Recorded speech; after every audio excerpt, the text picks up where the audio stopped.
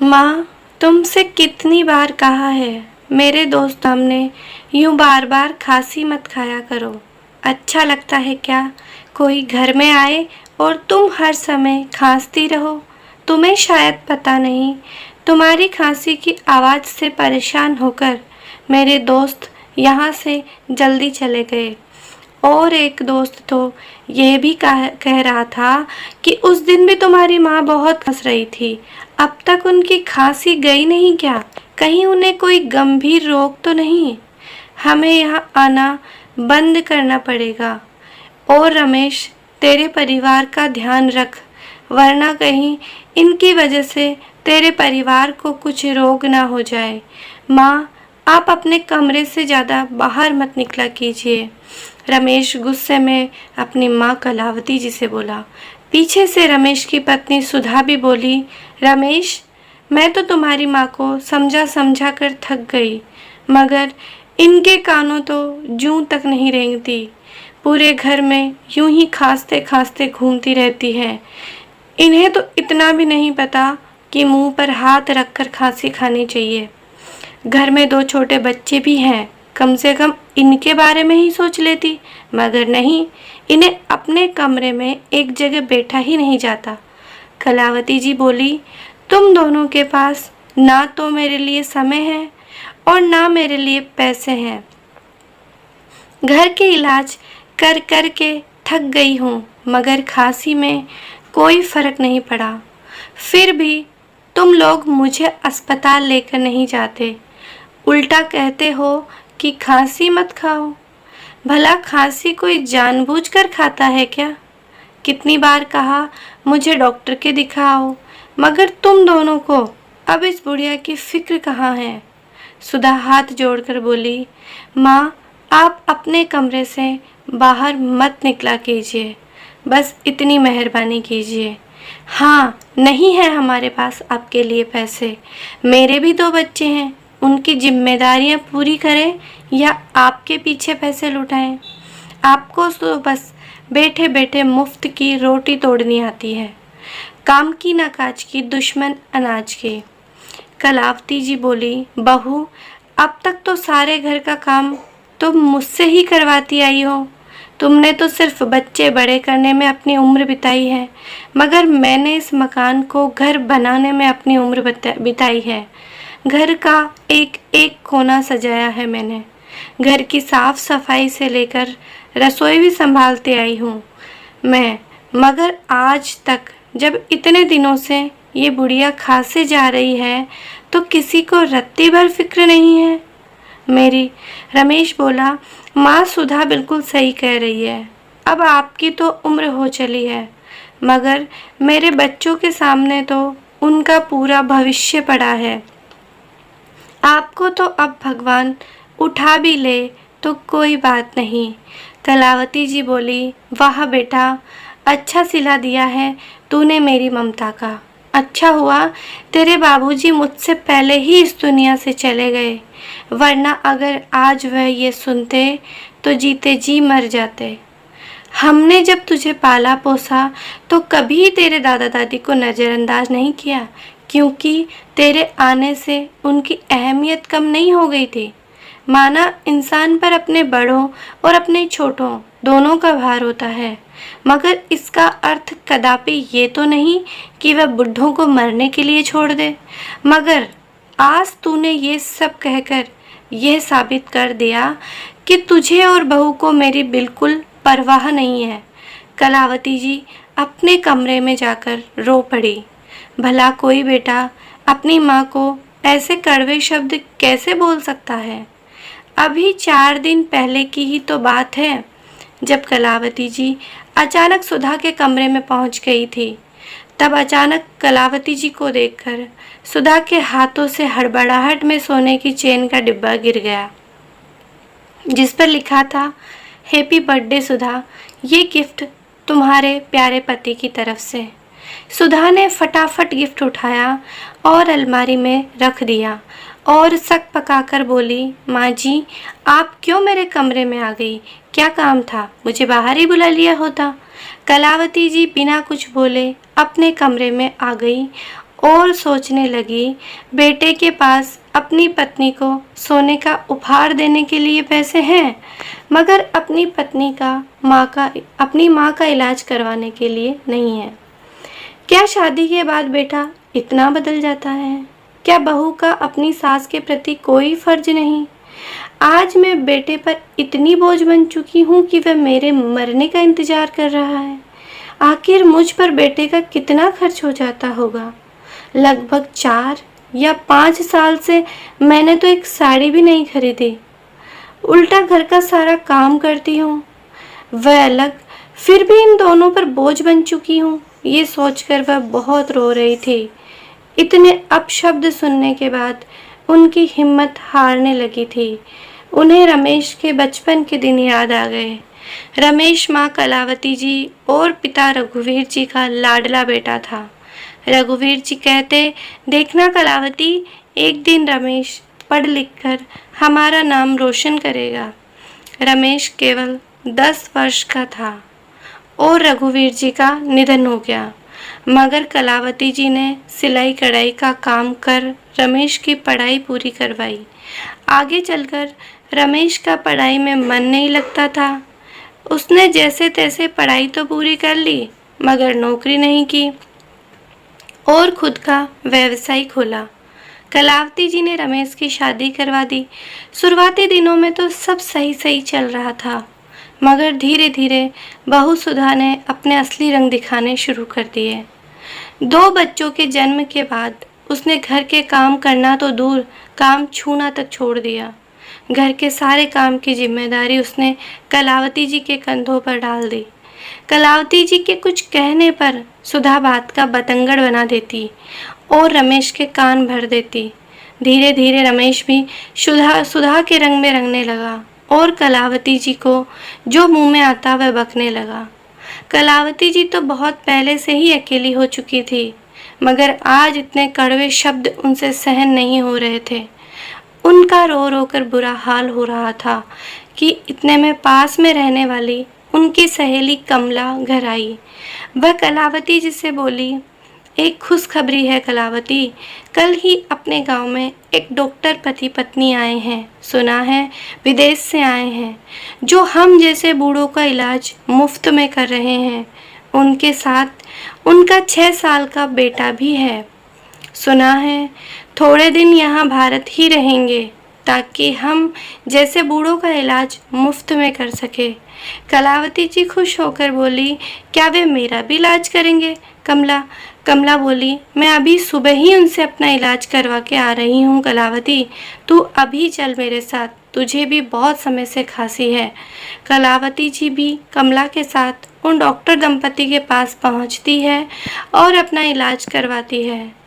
उनमें से जो लेडी डॉक्टर थी वह कलावती जी से कहती है, माँ जी आपको एलर्जी वाली खांसी हो गई है, आपको धूल मिट्टी से थोड़ा दूर रहना होगा, इसीलिए आप घर में साफ सफाई के काम से थोड़ा दूर रहिएगा, और अगर सफाई करनी भी पड़े तो मुंह पर रुमाल लपेट कर कीजिए। कलावती जी कहती हैं, मैम साहब मैं धूल मिट्टी से कैसे दूर रह सकती हूँ? मेरी बहू घर के ऐसे काम बिल्कुल नहीं करती है, ऐसे सारे काम तो मुझे ही करने पड़ते हैं और मुंह पर लपेटकर तो मेरा दम घुट जाएगा। डॉक्टर साहिबा बोली, कलावती जी आपको इस उम्र में बहू के होते हुए ये सब कामों से थोड़ा दूर ही रहना चाहिए। अब देखिए आपको कितनी ज़्यादा खांसी हो गई है जो रुक ही नहीं रही। फ़िलहाल मैंने आपको दवाइयाँ दे दी हैं, मगर आपको 1 हफ्ता रोज़ यूं ही मेरे पास आना पड़ेगा ताकि मैं आप में हो रहे बदलावों को देख पाऊँ। आप शायद जानती नहीं, 1 महीने से ऊपर की खांसी जानलेवा भी हो सकती है। कलावती जी बोली, डॉक्टर साहिबा वैसे भी मेरी जान की किसको पड़ी है? मेरी जान अगर चली भी गई तो मेरी परवाह करने वाला इस दुनिया में है ही कौन? खांस कर बुरा हाल हो गया था, इसीलिए आ गई इलाज करवाने, वरना अपने आप से तो लगाव कब का ख़त्म हो चुका है। लेडी डॉक्टर को कलावती जी की बातों से आभास हो चला कि वे बहुत दुखी हैं। कलावती जी अब रोज उनके पास जाने लगी। बातों बातों में पता चला कि उन डॉक्टर साहिबा का नाम रीना है और वे दोनों पति पत्नी यहाँ गांव में थोड़े दिन समाज सेवा करके वापस अमेरिका लौट जाएंगे। कलावती जी की रीना से अच्छी दोस्ती हो गई। उनकी खांसी में भी आराम पड़ गया था। रीना प्यार से कलावती जी को बा नाम से संबोधित करती। कलावती जी डॉक्टर रीना के बेटे वरुण को भी खूब प्यार करती और कभी कभी उसके लिए घर से कुछ कुछ पकवान बनाकर भी लाती जो वरुण को बहुत पसंद आते। कलावती जी ने भी डॉक्टर रीना को सब कुछ बता दिया था कि उनके बेटे बहू उनसे कैसा व्यवहार करते हैं। कलावती जी बोली, रीना जी, यदि आप ना होती तो मैं शायद एक कमरे में हमेशा के लिए बंद हो जाती, क्योंकि मेरे पास बिल्कुल पैसे नहीं हैं और मेरा बेटा बहू तो मुझ पर चवन्नी भी खर्च नहीं करना चाहते। रीना बोली, माँ जी, ऐसे बेटे बहू को तो आपको सबक जरूर सिखाना चाहिए। कलावती जी बोली, बेटा, अब इस उम्र में मैं क्या सबक सिखा पाऊंगी। रीना बोली, माँ जी, आज की दुनिया में सभी को आत्मनिर्भर होना बहुत ज़रूरी है ताकि वह किसी पर निर्भर ना रहे, और ऐसे बेटे बहू को यह भी देखा देना चाहिए कि वह अपने माँ बाप को कभी कमज़ोर समझने की गलती ना करे। कलावती जी को रीना की ये बात बिल्कुल सही लगी। रीना कलावती जी के जाने के बाद सोचने लगी, काश मैं बाकी कुछ मदद कर पाती। वरुण कलावती जी के साथ बहुत घुल मिल गया था। ये देखकर रीना ने कलावती जी से हमेशा के लिए अपने साथ अमेरिका चलने के लिए कहा। रीना बोली, माँ जी, हम दोनों दंपति का तो अस्पताल में ही दिन बीत जाता है। अगर आप वहाँ आकर मेरे बेटे और रसोई का काम संभाल लें तो आपकी इनकम भी शुरू हो जाएगी और आपको यहाँ आपके ऐसे बेटे बहू के आगे कभी हाथ भी नहीं फैलाने पड़ेंगे। कलावती जी पहले तो सोच में डूब गई, क्योंकि उन्होंने इस घर को अपने 60 साल दिए थे, मगर फिर भी बेटा बहू उनके नहीं हो पाए थे। वैसे भी ऐसे बेटे बहू के साथ रहकर अपना सम्मान खोने से बेहतर यही था कि डॉक्टर साहिबा के साथ जाकर आत्मसम्मान की रोटी खाना। कलावती जी ने तुरंत हामी भर दी। कलावती जी भी अब सम्मान की रोटी खाना चाहती थी। रीना ने तुरंत उनके पासपोर्ट बनवाने की तैयारी शुरू कर दी। रीना ने कलावती जी में एक आस जगाई थी, जिससे कलावती जी बहुत खुश थी। रीना के पति विवेक वापस अमेरिका जा चुके थे। रीना कलावती जी को साथ लेकर जाना चाहती थी। बस पासपोर्ट बनने का इंतज़ार हो रहा था।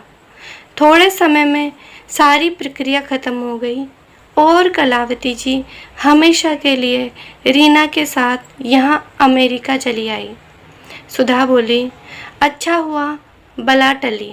वैसे भी बुढ़िया यहाँ मुफ्त की रोटियाँ तोड़ती थी। कलावती जी अमेरिका जाकर वहाँ रच बस गई। पूरे दिन वरुण और रसोई संभालती और बदले में पैसे और सम्मान दोनों पाती। कलावती जी के खुद के बेटे बहू ने कभी उसकी खबर तक नहीं ली, मगर यहाँ दोनों डॉक्टर पति पत्नी ने कलावती जी को माँ की तरह सम्मान दिया। रीना ने कलावती जी को अपनी माँ जैसा प्यार दिया। यहाँ आकर कलावती जी ने भी कभी अपने स्वार्थी बेटे और बहू को याद नहीं किया।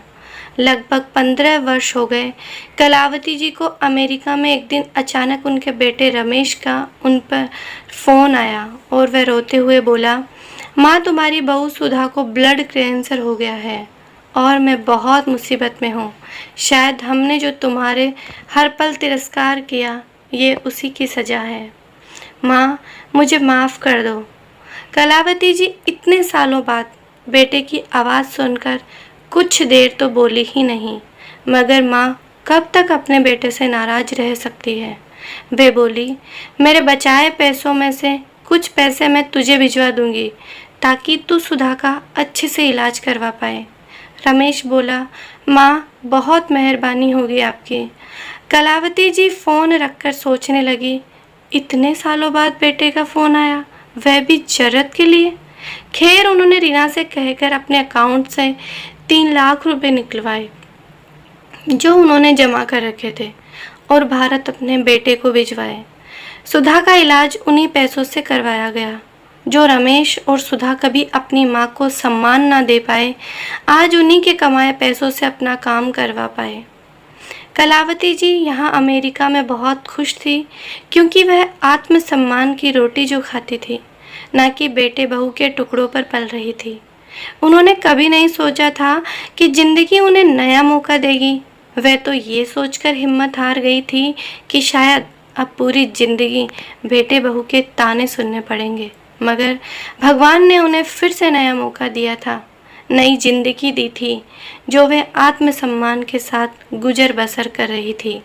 दोस्तों, हमें अपने घर के बूढ़ों और बुजुर्गों का बहुत सम्मान करना चाहिए, ना कि उन्हें इतना मजबूर कर देना चाहिए कि उनका प्यार हमारे प्रति हमेशा के लिए ख़त्म हो जाए।